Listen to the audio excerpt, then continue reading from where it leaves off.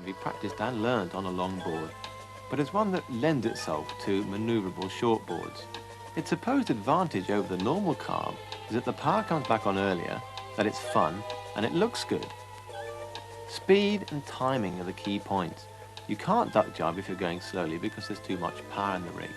And if you time it wrongly, the rig will get ripped out of your hands. Everything is the same as the carve jibe except the rig change. So let's look at it now. As you bear away, the backhand creeps down the boom, the front hand crosses over and pulls the rig back so your new front hand can get right in front of the balance point on the new side. Then, as you sheet in, you can power out of the turn and plane away. Now those with long booms and short arms may have trouble getting so far forward.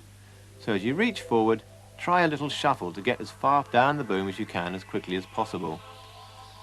Now, alternative water start techniques can get you out of trouble on short boards. Starting in light winds, you can use the foot of the sail and the base of the mast to get the rig more upright. It takes good board trim, but it means you can get home should the wind suddenly disappear. Likewise, the clue first water start can save a lot of time. Sometimes you have to struggle with an unstable rig, but it does mean you don't have to do so much swimming. And should you blow a very important jibe in front of some important people, then if you keep the rig flying, keep it out of the water, keep the power there, and keep breathing, and put your foot on the board in the normal way, control the rig in the normal way, except keeping it open because the leech is going to be very unstable, power up through the mast foot, you can save a broken ego very easily, and even make people think you did it on purpose.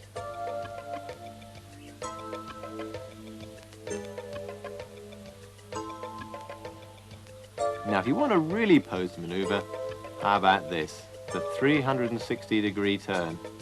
A lot of effort to end up going in the same direction. It's important with the 360 to enter it with speed and keep the board carving hard.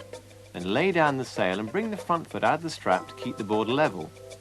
Stop it sinking and then not fall back against the sail until you've gone all the way through the wind. Now a lot of people try this manoeuvre a lot of times. Some of the failure is due to a board that doesn't turn very fast.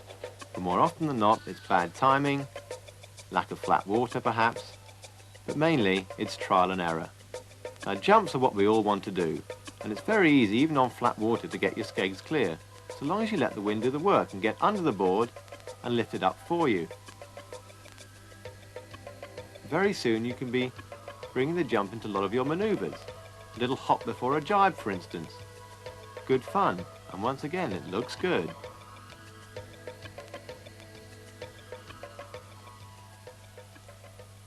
Now, most people think shortboards are designed solely for when the wind really howls. But if you can control your board in moderate winds, tack it even, then you can find you can go out in all sorts of weathers with much more confidence. It's just a case of trimming it properly, finding out where you can put your feet, and then you can sail it in all sorts of lighter winds. Now, we all like to sail shortboards in strong winds when we can, but it's not always possible.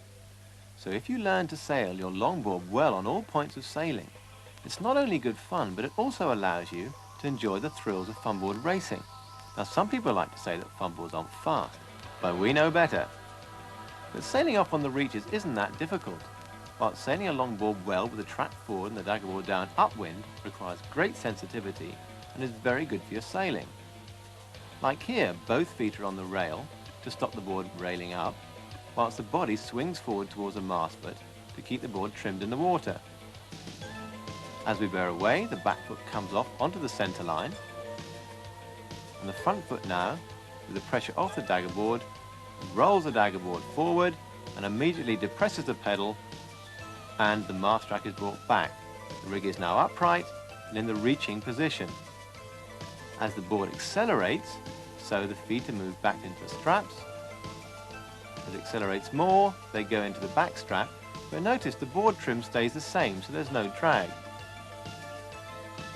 As the board picks up yet more speed, note how the body weight is thrown forward towards the mast foot and the rig drawn back to close the slot, the most efficient position for the rig on the reach. Tacking is a very important manoeuvre, And on fun boards, it's important to get your feet in the straps to avoid being washed off.